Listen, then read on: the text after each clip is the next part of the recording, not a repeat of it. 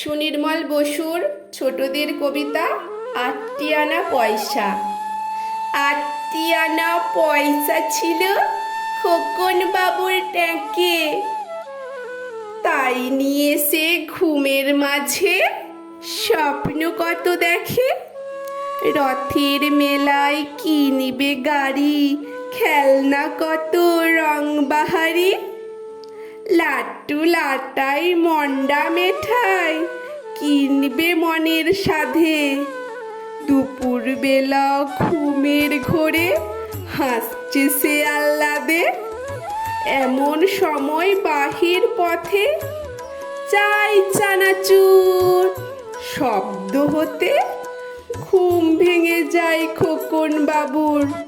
মানল না আর মানা, আটটি আনা পয়সা দিয়ে আনলো কিনে চানা।